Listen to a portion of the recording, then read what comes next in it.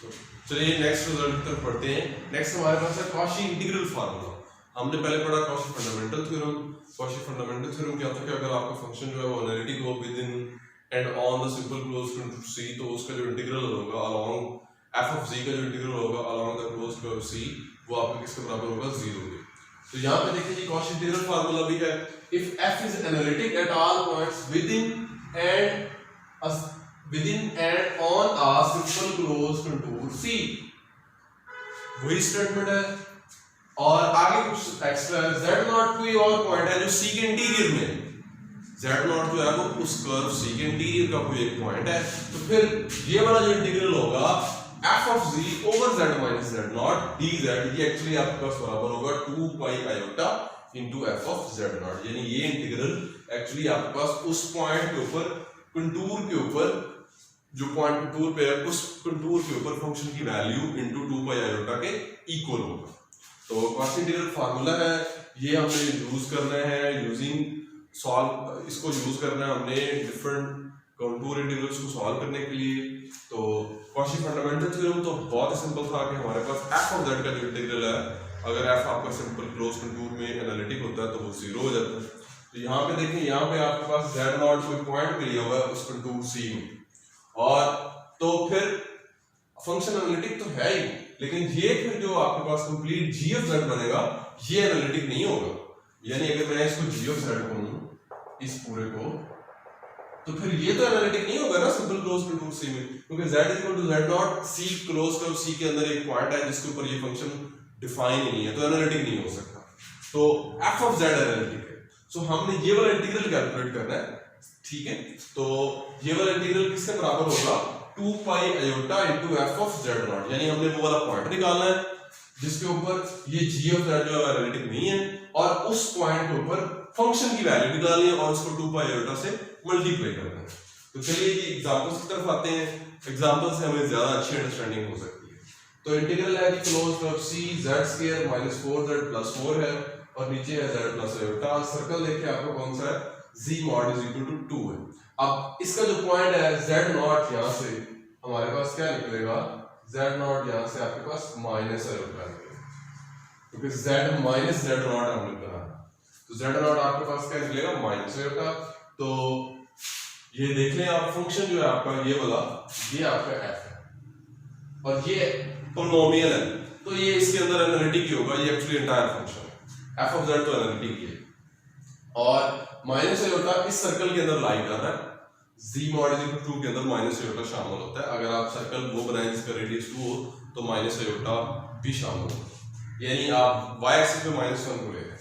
तो इंटीग्रल हमारा फिर किसके बराबर होगा जी, ये वाला जो इंटीग्रल है ये किसके बराबर होगा, 2 pi iota into f of z0, f of minus iota. तो चलिए जी वैल्यूज लगा लें, 2 pi iota f of minus iota का स्क्वायर प्लस, यहां पे आ जाएगा आपके पास माइनस आयोटा का स्क्वायर -4, z की जगह माइनस आयोटा और +4, तो ये क्या बनेगा, 2 पाई आयोटा माइनस कैंसिल हो गया, आयोटा स्क्वायर आपके पास -1 आ गया, ये आपके पास +4 आयोटा आ गया और यहाँ पे +4 आ गया, तो 4 × 3 2 पाई आयोटा इंटू 3 + 4 आयोटा आ गया।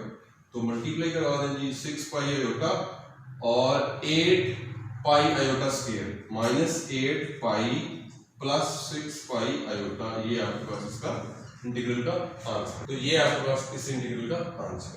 अब हम आते हैं इसकी तरफ, cos 2z + cos hyperbolic 2z over z।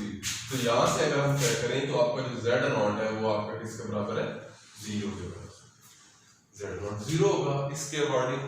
तो f of z ये वाला आपका, ये आपका f of z है, और ये आपको पता है कि ये तो इस सर्कल के अंदर एनालिटिक है, क्योंकि ये एंटायर फंक्शन है, ये एनालिटिक, उसकी जो कंडीशन है वो सेटिस्फाई हो रही है। तो फिर जो हमारा इंटीग्रल होगा ये वाला किसके बराबर होगा, 2 पाई आयोटा, और ये देख लें z0 = 0 इस सर्कल के अंदर लाई भी करता है, 2 pi iota into f of 0। तो 2 पाई आयोटा एफ ऑफ 0 क्या होगा जी, cos 0, यहाँ पे cos 0, यहाँ से 2 आ जाएगा, तो 4 पाई आयोटा आपके पास इस इंटीग्रल का आंसर। चलिए आप देखते हैं next, z over z square plus 9 circle है ये वाला। अच्छा यहाँ से आप देखिए कि यहाँ से आपके पास इसको आप अलग अलग दो फैक्टर्स बना लें, z minus 3 iota z plus 3 iota into D Z, सबके साथ ही डी जेड है, मैंने लिखा नहीं है लेकिन आपने लिख लेंगे डी जेड। अब देखिए अब हम करेंगे जी इसकी पार्शियल फ्रैक्शन। चलिए इसकी पार्शियल फ्रैक्शन कर लें, ये आपके पास आ जाएगा इंटीग्रल अलोंग सी 1/2 आ जाएगा जी, ए की value z over 1 over z minus 3 iota into D Z plus फिर 1/2 इंटीग्रल अलोंग सी 1 over z plus 3 iota into D.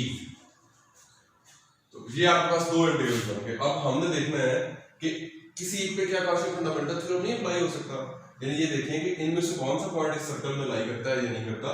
तो जब आप -3 आयोटा यहाँ पर करेंगे तो -5 आयोटा का मॉड 5 आ जाएगा, वो इससे बड़ा हो जाएगा, यानी वो इक्वालिटी नहीं रहेगी।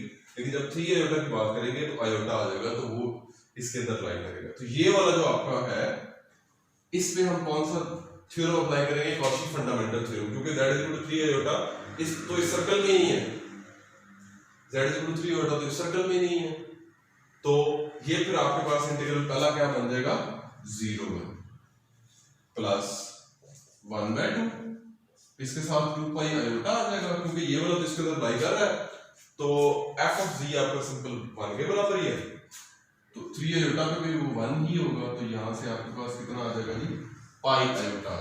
ये था हमारा कॉची इंटीग्रल फार्मूला। क्या कह रहा है कि कॉची इंटीग्रल फार्मूला कि ये हमारे पास आप ऐसे समझ लें कि हमने कॉची फंडामेंटल थ्योरम को थोड़ा एक्सटेंड किया हुआ है। कॉची फंडामेंटल थ्योरम में फंक्शन जो है आपका पूरी क्लोज कंटूर के ऊपर एनालिटिक होता है और हमने f का इंटीग्रल निकालना होता है। अब यहाँ पे हमने ये वाला इंटीग्रल निकालना है f of z over z minus z not, क्योंकि ये फंक्शन g ऑफ z तो एनालिटिक नहीं है ना इसके अंदर, क्योंकि हमने जो पॉइंट लिया है z नॉट वो तो इस कंटूर के अंदर ही है। तो फिर ये वाला इंटीग्रल जो है f of z over z minus z not, ये 2 pi iota into f of z not के इक्वल होगा। तो उसकी कुछ एग्जांपल्स मैंने आपको करवाई, जैसे ये पहली एग्जांपल देखी हमने, यहाँ पे z नॉट आपका माइनस आयोटा बन रहा था और वो इसी सर्कल के अंदर लाई कर रहा था। कॉची इंटीग्रल फार्मूला लगाने के लिए हमें देखना है कि ये जो पॉइंट है z नॉट ये इस सर्कल के अंदर है या नहीं है। अगर तो इस सर्कल के अंदर नहीं है तो फिर हम कॉची फंडामेंटल थ्योरम लगाएंगे, और अगर इस सर्कल के अंदर मौजूद है तो फिर हम कॉची इंटीग्रल फार्मूला लगाएंगे। और एक और बात आपने याद रखनी है कि यहाँ पे देखें, यहाँ पे एक फैक्टर है, यहाँ पे एक फैक्टर है, यहाँ पे दो फैक्टर्स आ गए।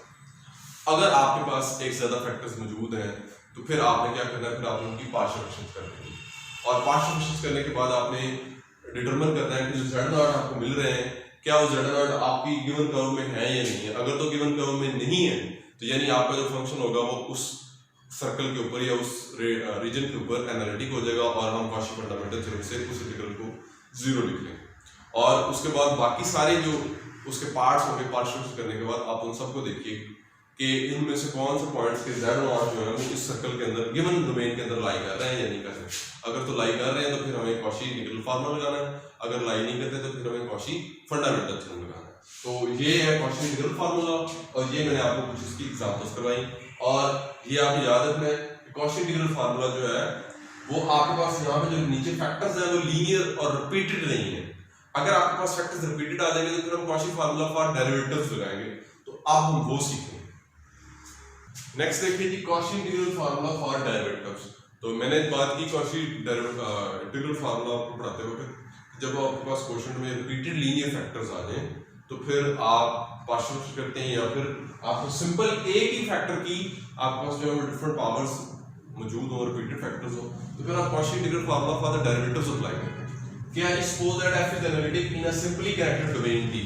फंक्शन आपका एनालिटिक है सिंपली कनेक्टेड डोमेन D के अंदर जिसमें होल्स नहीं होते हैं, और C कोई सिंपल क्लोज कंटूर है जो D के अंदर लाई कर रही है। Then for any point z not within C, उस कंटूर के अंदर एक पॉइंट z नॉट है, उसके ऊपर फंक्शन का nth डेरिवेटिव बराबर होगा n factorial over 2 pi iota into f of z over z minus z not की पावर n+1। यानी ये एक्चुअली हमने ये हमारा g ऑफ z है जिसको हमने कैलकुलेट करना है, ये वाला इंटीग्रल। इस इंटीग्रल की वैल्यू इसको इधर ले आएंगे तो ये हमारे पास इस इंटीग्रल की वैल्यू बनेगी। तो Cauchy integral formula for the derivative actually हमारे पास इस इंटीग्रल को कैलकुलेट करने के लिए एक टूल है। तो देखिए किसके बराबर होगा जी, यहां से हम लिख सकते हैं इसको 2 pi iota F N of G naught over N factorial is equal to C F of Z over Z minus Z naught की power N plus 1 into D Z. तो चलिए आप दो एग्जांपल्स मैंने लिखी हैं, हम इन एग्जांपल्स को देखते हैं। सबसे पहले ये देखिए जी, यहाँ पे आप इसको इसके साथ कंपेयर करें।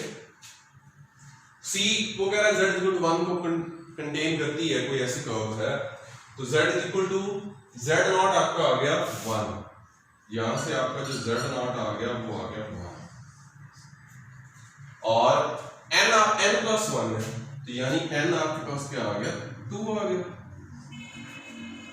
ये आपका f ऑफ z है, इसका फर्स्ट डेरिवेटिव लें 12z माइनस 2, सेकंड डेरिवेटिव लें 12 आ जाएगा। आपने करना क्या है, सेकंड डेरिवेटिव जाहिर है निकालना पड़ेगा, n की वैल्यू 2 है तो सेकंड डेरिवेटिव हमें उस पॉइंट के ऊपर निकालना पड़ेगा। तो ये कांस्टेंट बन गया तो वही पॉइंट पुट करने से कोई फायदा नहीं है, वही आएगा। तो हमारे पास इंटीग्रल ये किसके बराबर आएगा 2 पाई आयोटा ओवर n का फैक्टोरियल इनटू सेकंड डेरिवेटिव किसके बराबर है 12, तो 2 फैक्टोरियल 2 से कैंसिल, ये आपका 12 पाई आयोटा इसका आंसर। अब इसको देखते हैं जरा, यहां से आपके पास z नॉट जो है वो -1 आ जाएगा और n आपका 3 आ जाएगा। तो आपने इसके डेरिवेटिव्स निकालने हैं, इसके सेकंड डेरिवेटिव तक जाना है, थर्ड डेरिवेटिव तक आपने जाना है एक्चुअली, n इक्वल टू 3 है। तो फर्स्ट डेरिवेटिव क्या होगा f डैश ऑफ z का 2e की power 2z plus cos z, second derivative होगा आपके पास 4e की power 2z minus sin z, और जो थर्ड डेरिवेटिव होगा वो किसके बराबर होगा 8e की power 2z minus cos z, और जब z नॉट को आप लगाएंगे -1 तो फिर क्या बनेगा f थर्ड डेरिवेटिव एट -1 आपका किसके बराबर होगा 8e की power -2 minus cos of -1 pi iota n आपके पास 3 है, 3 का फैक्टोरियल, और थर्ड डेरिवेटिव 8e की पावर -2 माइनस cos ऑफ -1, ये आपका इसके इक्वल आ जाएगा। अगर 3 फैक्टोरियल आप यहाँ से कैंसिल करना चाहते हैं तो नीचे आपका 3 रह जाएगा, पाई आयोटा बाय 3 इंटू 8e की पावर -2 माइनस cos ऑफ -1, ये आपके पास इस इंटीग्रल का आंसर। तो हमने यहाँ पढ़ा क्या है, Cauchy integral formula for the derivatives पढ़ा है कि जब आपके पास क्वेश्चन के अंदर एक ही फैक्टर जो है वो n टाइम्स रिपीट हो रहा हो तो फिर आपने क्या करना है, फिर जो आपके पास इंटीग्रल होगा f of z over z minus z naught की power n plus 1 dz along the closed contour C वो बराबर होगा 2 pi iota into f n of z naught over n factorial। तो हमने यहाँ से देखा z naught आपका यहाँ पे 1 था, n आपने यहाँ से इसके साथ कंपेयर किया तो n आपका 2 निकल आया। आपने सेकंड डेरिवेटिव तक जाना है तो इसका फर्स्ट डेरिवेटिव निकाला 12z minus 2, सेकंड निकाला 12 आ गया, फिर उसके बाद इस फार्मूले में वैल्यूज लगाई 2 पाई आयोटा, सेकंड डेरिवेटिव उस पॉइंट पे क्योंकि सेकंड डेरिवेटिव कांस्टेंट है तो वो वही आ गया, और नीचे 2 का फैक्टोरियल वो कैंसिल हो गया 12 पाई आयोटा आ गया। अगर इसकी बात करें तो यहाँ पे आपके पास z नॉट -1 निकलेगा, n आपका 3 निकलेगा, यानी आपने इसका थर्ड ऑर्डर डेरिवेटिव निकालना है। थर्ड ऑर्डर डेरिवेटिव निकाला, -1 उसमें लगा दिया और फिर इस फार्मूले में वैल्यूज लगा दी 2 पाई आयोटा ओवर 3 n के बराबर है 3 फैक्टोरियल इनटू फंक्शन की का डेरिवेटिव थर्ड डेरिवेटिव -1 पे, तो यहाँ से 2 आपका कैंसिल हो गया, 3 बच गया, तो ये आपके पास इसका फाइनल आंसर। कॉम्प्लेक्स इंटीग्रेशन में हमारे पास लास्ट दो रिजल्ट्स हैं इंपॉर्टेंट। ल्यूबलेस थ्योरम ये क्या कहता है जी, the only bounded entire functions are constant, कि आपके पास वो वाले फंक्शंस जो एंटायर हैं और बाउंडेड हैं तो वो सिर्फ कांस्टेंट ही हो सकते हैं। यानी अगर आपका f एंटायर फंक्शन है, एंटायर फंक्शन होने का क्या मतलब है कि आपका जो फंक्शन f ऑफ z है वो पूरे कॉम्प्लेक्स प्लेन के ऊपर एनालिटिक है। तो अगर f एंटायर है प्लस f बाउंडेड है, यानी f ऑफ z जो है वो उसका mod less than equal to m होगा for all z belongs to c के लिए, अगर आपका एफ एंटायर भी है, बाउंडेड भी है, तो फिर क्या होगा, मोरारास-ल्यूवरिस थ्योरम के अकॉर्डिंग क्या होगा, एफ कांस्टेंट फंक्शन होगा, एफ आपका कांस्टेंट फंक्शन होगा। तो एग्जांपल देखते हैं, मसलन आप साइन जी ले लें, साइन जी आपका एंटायर फंक्शन है, तो साइन जी जो कि कांस्टेंट नहीं है, तो फिर ल्यूवरिस थ्योरम के अकॉर्डिंग साइन जी को अनबाउंडेड होना चाहिए, और साइन जी जो है वो अनबाउंडेड फंक्शन ही होता है, साइन जी आपका अनबाउंडेड होता है। अगर मैं cos जी की बात करूं तो ये भी आपके पास एंटायर फंक्शन है, या cos हाइपरबोलिक जी या sin हाइपरबोलिक जी, ये तमाम एंटायर फंक्शंस हैं, लेकिन चूंकि ये कांस्टेंट नहीं है तो फिर ये कौन से फंक्शंस हैं, ये अनबाउंडेड फंक्शंस हैं, sin z, cos z, sin hyperbolic z, cos hyperbolic z and pf z. pf z से मुराद क्या है, पोलिनोमियल्स, जितने भी आपके पास पोलिनोमियल्स हैं वो सारे के सारे एंटायर फंक्शंस हैं, और वो अनबाउंडेड भी, नॉन कांस्टेंट पोलिनोमियल्स की मैं बात कर रहा हूँ, क्योंकि जो कांस्टेंट पोलिनोमियल होगा वो जाहिर है, क्योंकि कांस्टेंट पोलिनोमियल तो बाउंडेड भी है, एंटायर भी है, तो जाहिर है ल्यूवरिस थ्योरम अकॉर्डिंग उसको कांस्टेंट ही होना चाहिए। तो मैं नॉन कांस्टेंट पोलिनोमियल्स की बात कर रहा हूँ यहाँ पे। तो ल्यूवरिस थ्योरम क्या कहता है कि जो आपके एंटायर फंक्शंस बाउंडेड हैं वो सिर्फ कांस्टेंट ही हैं, उसके अलावा कोई एंटायर बाउंडेड फंक्शन नहीं होगा। नेक्स्ट है जी Morera's theorem, if f is continuous in a simply connected domain D, f आपका जो है वो कंटीन्यूअस है D में, और अगर ये इंटीग्रल आपके पास जीरो है उस कर्व के अलोंग, उस क्लोज कर्व के अलोंग जो f का इंटीग्रल है f ऑफ z का वो जीरो है, देन क्या होगा, f आपका क्या होना चाहिए, एनालिटिक होना चाहिए। तो इसकी भी एग्जांपल देख लेते हैं। ये आपको, अगर आप इस स्टेटमेंट को ध्यान से देखें तो ये आपकी स्टेटमेंट जो है वो कॉशी फंडामेंटल थ्योरम के साथ मिलती जुलती लग रही है। उसमें कॉशी फंडामेंटल थ्योरम में क्या कहा गया है कि अगर फंक्शन एनालिटिक हो तो फिर ये जो इंटीग्रल है वो किसके बराबर होता है, जीरो के बराबर होता है। तो मोरारास थ्योरम क्या कहता है कि फंक्शन कंटीन्यूअस हो, इंटीग्रल जीरो हो, तो फिर आपका जो एफ है वो एनालिटिक होगा।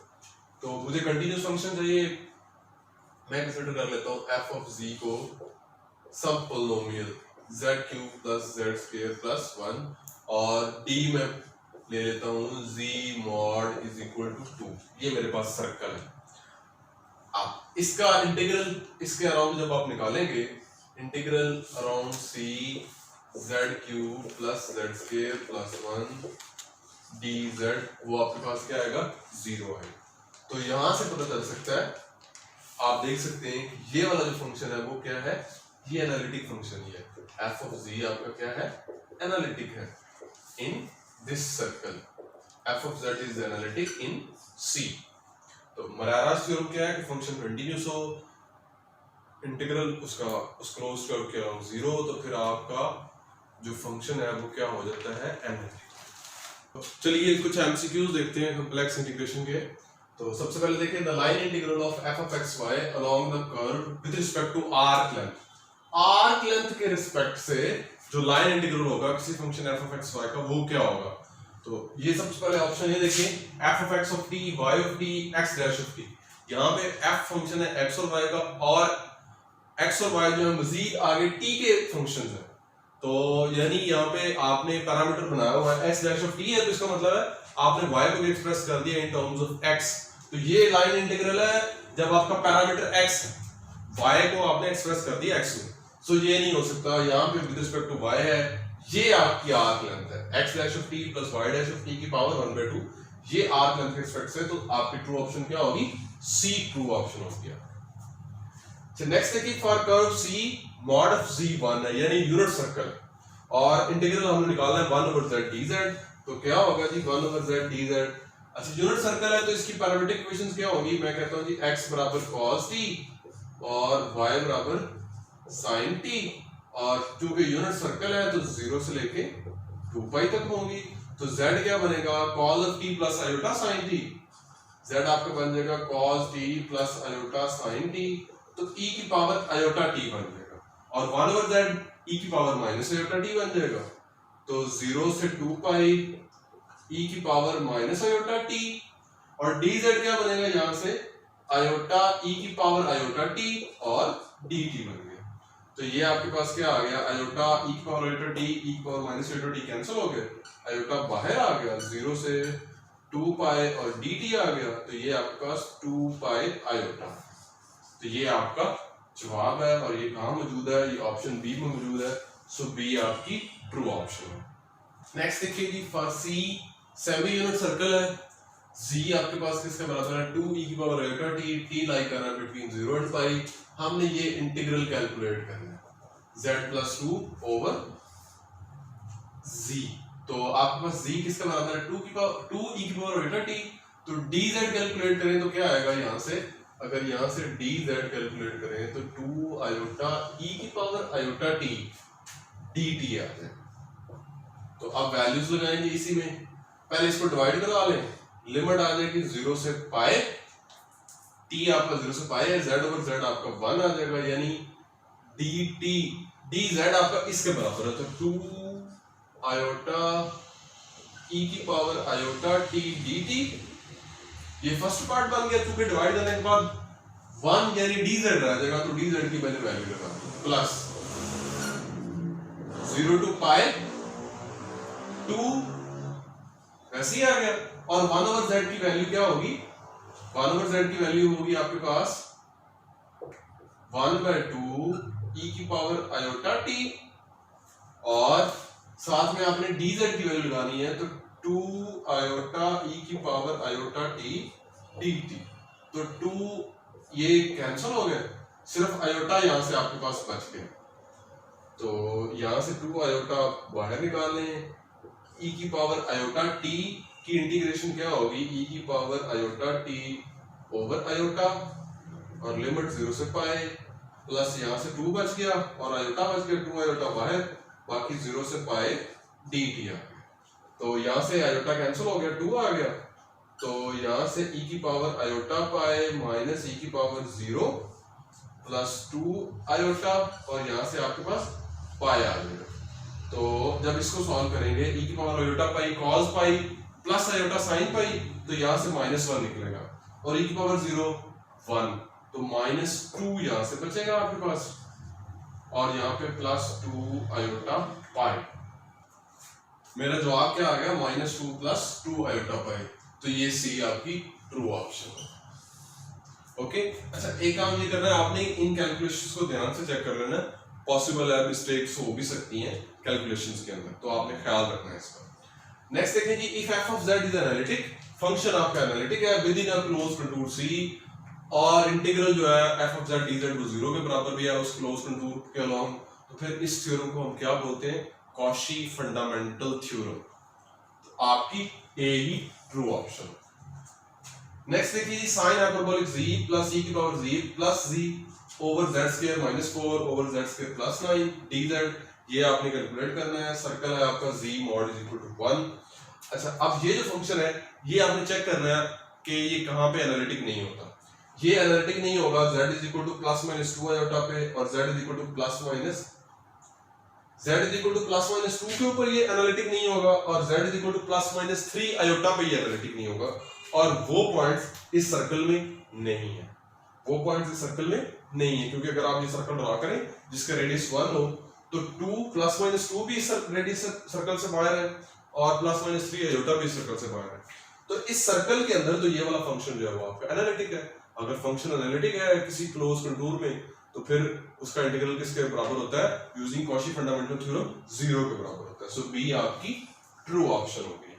चलिए जी, मजीद एमसीक्यूज देखते हैं। फॉर कर्व सी, z का मॉड = 1, यानी आपके पास सर्कल है जिसका मॉड 1 है, और ये इंटीग्रल हमने कैलकुलेट करना है। तो यहाँ देखें cos 2z + cos hyperbolic z over c, तो ये फंक्शन एनालिटिक नहीं है z = 0 पे, और वो पॉइंट उस सर्कल के अंदर लाई कर रहा है। तो बाय कॉशी इंटीग्रल फार्मूला क्या होता है जी, अगर z0 के ऊपर फंक्शन आपका एनालिटिक नहीं होता, और वो जो आपका पॉइंट z0 है अगर वो उस कर्व के अंदर लाई कर रहा है, तो हमारा जो इंटीग्रल होता है, integral along f of z dz, ये किसके बराबर होता है जी, ओवर z - z0, ये आपका बराबर होता है 2 pi iota into f of z0।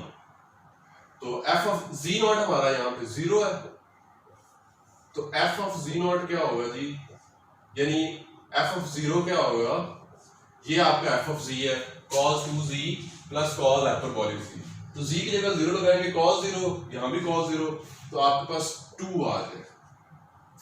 तो यूजिंग दिस फार्मूला यहाँ पे आपके पास क्या बनेगा 2 पाई आयोटा इंटू 2, तो ये बन जाएगा 4 पाई आयोटा। रिमेंबर दैट कि ये हमने कौन सा यूज किया है फार्मूला, कॉशी इंटीग्रल फार्मूला, तो 4 पाई आयोटा आपका जवाब, बी आपकी ट्रू ऑप्शन। नेक्स्ट देखिए जी, for a semi unit circle z conjugate d z का मॉड, तो ये ml इनइक्वालिटी से हमने इसको सॉल्व किया है। तो देखें z का मॉड क्या होगा, क्योंकि यूनिट सेमी यूनिट सर्कल है तो z बराबर मॉड बराबर होगा x माइनस आयोटा y के, और x बराबर होगा cos t माइनस आयोटा, यहाँ sin t आ जाएगी, ये उसकी पैरामीट्रिक इक्वेशन है। t आपका लाई करेगा सेमी यूनिट सर्कल के लिए 0 से पाई तक। जब z का मॉड लेंगे, z कंजुगेट का मॉड, तो वो कितना आ जाएगा 1 आ जाएगा। और जब हम आर्क लेंथ निकालेंगे l dx by dt plus dy by dt in square root का, और फिर हम उसको इंटीग्रेट करेंगे अलॉन्ग 0 से पाई, और ds जो है आर्क लेंथ एलिमेंट, उसकी इंटीग्रेशन हमने यहाँ पे करनी है। तो ds क्या होगा dx by dt dy by dt, और स्क्वायर लेके स्क्वायर रूट लेंगे तो वो 1 आएगा, तो यहाँ पे जस्ट dt बनेगा, तो एक्चुअली आपके पास ये कितना आ जाएगा पाई आ जाएगा। तो ये integral less than equal to ml होना चाहिए, m आपके पास 1 है, l आपके पास पाई है, तो लेस देन इक्वल टू पाई, तो a आपकी ट्रू ऑप्शन। अच्छा नेक्स्ट देखिए जी, late f of z be an analytic function on closed contour c, z minus z naught का मॉड r के बराबर है, और f of z आपका बाउंडेड फंक्शन है, तो ये आपके पास रिजल्ट है क्या है जी, nth derivative of f at z naught less than equal to, इसका जो मॉड है वो लेस देन इक्वल टू होता है n factorial m over r की पावर n, तो ये आपके पास रिजल्ट की स्टेटमेंट है, तो b आपकी ट्रू ऑप्शन है। चलिए कॉम्प्लेक्स इंटीग्रेशन के मजीद कुछ एमसीक्यूज हम देखते हैं। तो सबसे पहले देखिए जी, फार सर्कल जिसका रेडियस कितना है 2 है, तो हमने इस इंटीग्रल को कैलकुलेट करना है। अब आप इस इंटीग्रल के जो क्वेश्चन पर ड्रॉ में z-1 की पावर n, वहां से ये देख सकते हैं कि यहाँ पे आप Cauchy integral formula for the derivatives apply करेंगे, तो उसके अकॉर्डिंग ये किसके इक्वल होगा 2 पाई आयोटा f n-1 आ जाएगा, एट z0 आपका 1 है, और डिवाइडेड बाय n-1 का फैक्टोरियल आ जाएगा, तो यानी 2 पाई आयोटा ओवर n-1 का फैक्टोरियल, ये जिस में मौजूद है वो तो हमारी ऑप्शन होगी, a और b हमारी ऑप्शंस क्रॉस हो चुकी हैं पहले। अब इसका डेरिवेटिव जब निकालेंगे e की पावर z का nth टाइम डेरिवेटिव निकालेंगे तो e की पावर z ही आएगा, और n-1 टाइम्स निकालेंगे तब भी e की पावर z ही आएगा, और जब हम z की जगह 1 लगाएंगे तो e बन जाएगा, तो 2 pi iota e over n-1 का फैक्टोरियल, तो आपकी करेक्ट ऑप्शन कौन सी होगी सी होगी। नेक्स्ट देखिए, which of the following function is not entire function, अब हमने बताना है कि इनमें से कौन सा एंटायर फंक्शन नहीं है। तो ल्यूविलीज थ्योरम को हमने ज़हन में रखना है, वो क्या कहता है जी, the only entire bounded function are constants, और इसके साथ भी इसको रिलेट करेंगे, और यहाँ पे एंटायर की डेफिनेशन से भी काम चल जाएगा। एंटायर फंक्शन वो होते हैं जो पूरे कॉम्प्लेक्स प्लेन के ऊपर एनालिटिक होते हैं, साइन हाइपरबोलिक z उसकी एग्जांपल है, वो पूरे कॉम्प्लेक्स प्लेन के ऊपर एनालिटिक है। z² + 1/2, यस ये पॉलिनोमियल्स हैं, z² + 9z + 1 ये भी पॉलिनोमियल्स हैं। ये जो फंक्शन है ये z = 0 और z = 1 के ऊपर एनालिटिक नहीं है, सो ये आपका फंक्शन जो है वो एंटायर फंक्शन नहीं हो सकता, सो ये हमारी ट्रू ऑप्शन है। नेक्स्ट देखिए, which of the following is not bounded, इनमें से कौन सा बाउंडेड नहीं है, तो वही ल्यूविलीज थ्योरम क्या कहता है, the only entire bounded functions are constant, कि अगर कोई फंक्शन एंटायर है और बाउंडेड भी है तो फिर वो कांस्टेंट ही होगा, और अगर कोई फंक्शन एंटायर है और वो कांस्टेंट नहीं है तो फिर वो अनबाउंडेड होगा। तो अनबाउंडेड कौन सा होगा, जो एंटायर है और कांस्टेंट नहीं, इनमें से कोई भी कांस्टेंट नहीं है। ये सारे फंक्शंस एंटायर है लेकिन इनमें से कोई भी बाउंडेड नहीं है, क्योंकि अगर ये बाउंडेड होते हैं तो फिर मोरेरास थ्योरम, ल्यूविलीज थ्योरम के अकॉर्डिंग इनको कांस्टेंट होना चाहिए था। अगर ये फंक्शन एंटायर हैं और ये बाउंडेड होते तो फिर ल्यूविलीज थ्योरम के अकॉर्डिंग इनको कांस्टेंट होना चाहिए था, लेकिन ये कांस्टेंट फंक्शंस नहीं है। z² + 2 पॉलिनोमियल है, sin z cos z, ये तीनों ही आपके पास अनबाउंडेड फंक्शंस हैं, तो डी आपकी ट्रू ऑप्शन।